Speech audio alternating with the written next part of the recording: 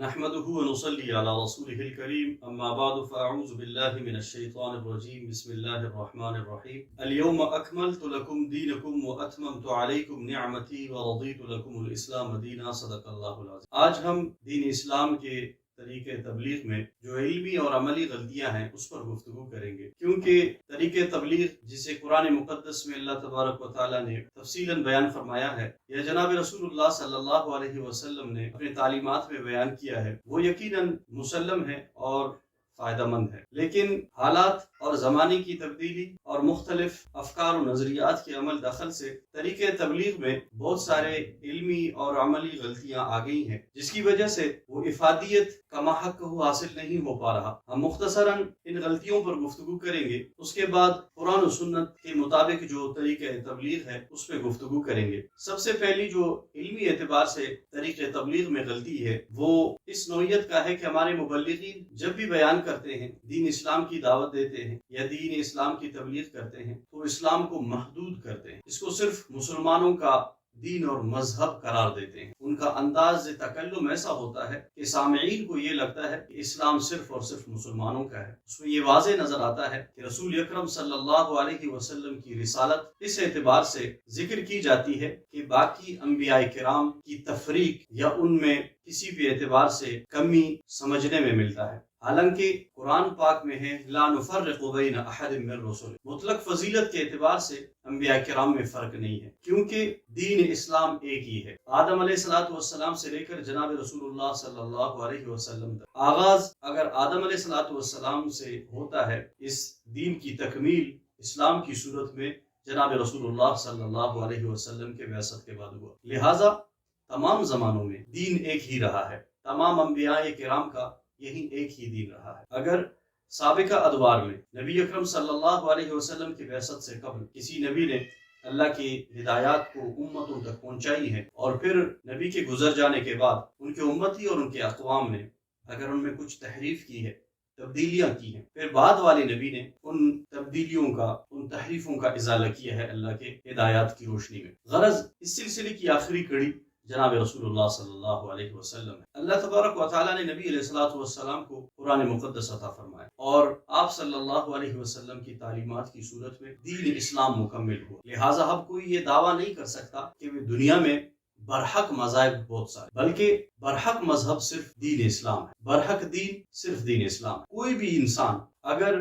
دین اسلام کو مانتا ہے، اس پر عمل کرتا ہے تو وہ مسلمان کہلاتا ہے، جو اس کا انکار کرتا اور اسلام پر عمل نہیں کرتا وہ غیر مسلم کہلاتا۔ لہٰذا ہم دین اسلام کی دعوت اس انداز سے دیں کہ اس کو تمام انسانیت کے لیے دین سمجھا جائے اور تمام انسانیت کے لیے فلاح کا ضامن ہے یہ دین۔ اب اگر ہم اس کا انداز اس طرح رکھتے ہیں کہ سامعین کو یہ لگے کہ یہ تو صرف مسلمانوں کا دین ہے، اس سے یہودیوں کا، عیسائیوں کا، ہندوؤں کا، دیگر مذاہب سے تعلق رکھنے والے غیر مسلموں کا کوئی تعلق ہی نہیں ہے، یہ غلط تبلیغ ہے، یہ غلط اس کا اثر جاتا ہے۔ لہٰذا ہمیں جب بھی دعوت دینا ہوا تو علمی اعتبار سے اس غلط فہمی کا ہمیں ازالہ کرنا ہوگا کہ دین اسلام ایک کامل اور مکمل دین ہے اور یہ تمام انسانیت کے لیے ہے، یہ صرف مسلمانوں کے لیے۔ دوسری بڑی غلطی ہم یہ کرتے ہیں کہ جب ہمارے مبلغین بیان کرتے ہیں یا دین اسلام کی دعوت دیتے ہیں تو اس وقت وہ اسلام کو بطور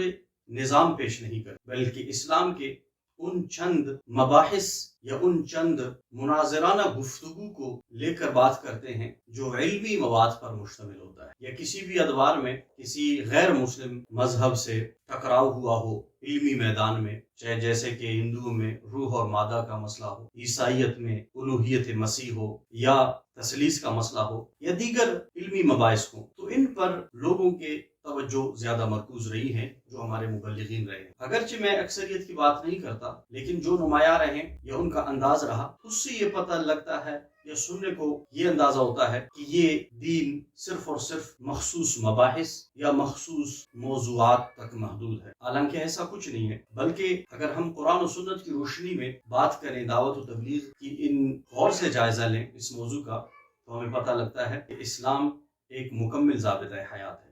زندگی کے وہ ہر شعبے میں ہماری رہنمائی کرتا ہے، چاہے ہماری انفرادی زندگی ہو، اجتماعی زندگی ہو، ہمارے عقائد، عبادات، معاملات، سماجی، معاشی، معاشرتی، تمام پہلوؤں میں ہماری اسلام رہنمائی کرتا ہے۔ یہ صرف چند مباحث یہ چند علمی موضوعات تک محدود نہیں ہے، بلکہ آج دنیا میں لوگوں کے مسائل سماجی اعتبار سے زیادہ ہیں، معاشرتی اعتبار سے زیادہ ہے، فکری اعتبار سے ہیں، غرض روحانی اعتبار سے، تو دین اسلام نے اس حوالے سے مکمل رہنمائی کی ہے۔ ہمیں ان پہلوؤں کو اجاگر کرنا ہوگا جہاں تمام انسانیت کی بات ہوتی ہے، جہاں تمام انسانیت کو رہنمائی ملتی ہو۔ اگر ہم اس انداز کو اختیار کریں گے تو پوری انسانیت اسلام کی طرف متوجہ ہو۔ لہٰذا ہمیں محدود فکر اور محدود موضوعات سے نکل کر اسلام کی جامعیت کی طرف آنا ہو، کیونکہ قرآن ایک بین الاقوامی انقلاب لانے والا کتاب ہے۔ یہ ایک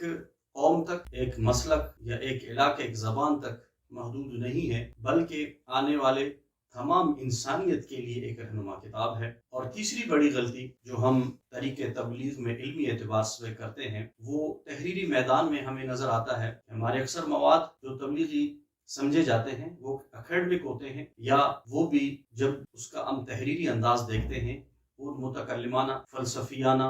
مناظرانہ یا معذرت خواہانہ ہوتا ہے۔ ظاہر ہے طریق تبلیغ کے میدان میں عام فہم بات کرنی ہوتی ہے، اس میں یہ مناظرانہ انداز یقیناً مخصوص لوگوں کو فائدہ دے گا، یا فلسفیانہ انداز یہ تو ایک بحث مباحثے کی انداز اور شکل کو اختیار کرتا ہے، اس میں افہام و تفہیم کی بات بہت کم نظر آتا ہے۔ حالانکہ دین اسلام ایک ایسا مذہب ہے جو انسان کے فطرت کو بھی براہ راست مخاطب کرتا ہے، یعنی ایک فطری دین ہے۔ فطرت کے خلاف کسی چیز کا ہمیں نہ حکم دیتا ہے، نہ فطرت کے خلاف اس میں کوئی ہدایات ہے، بلکہ انسان کے فطرت اور مزاج کے مطابق اس میں ہدایات۔ لہٰذا اگر ہم ان تحریروں کا جائزہ لیں جو معذرت خواہانہ ہیں، وہ ان طبقات نے لکھی ہے جو یا تو مغربی ممالک سے یا ان اقوام سے متاثر ہو کر لکھی ہیں، جن میں اگر ان کے ہاں کوئی چیز مسلم ہے یا ان کے ہاں کوئی چیز ممدوح ہے تو اس کو قرآن و سنت سے ثابت کرنے کی کوشش کرتے ہیں۔ اگر وہ کسی چیز کا انکار کر چکے ہیں مغربی اقوام، تو وہ بھی قرآن و سنت سے دلائل لینے کی کوشش کرتے ہیں کہ اس کا انکار کر سکیں، حالانکہ ایسا بھی ہو سکتا ہے کہ وہ چیز قرآن و سنت کے بالکل موافق ہو۔ غرض دین اسلام کی طریقہ تبلیغ میں ہمیں ان ہدایات اور ان تعلیمات کو مد نظر رکھنا ہوگا جو قرآن و سنت کی ہدایات کے مطابق ہیں۔ لہٰذا ہم انشاءاللہ آئندہ تبلیغ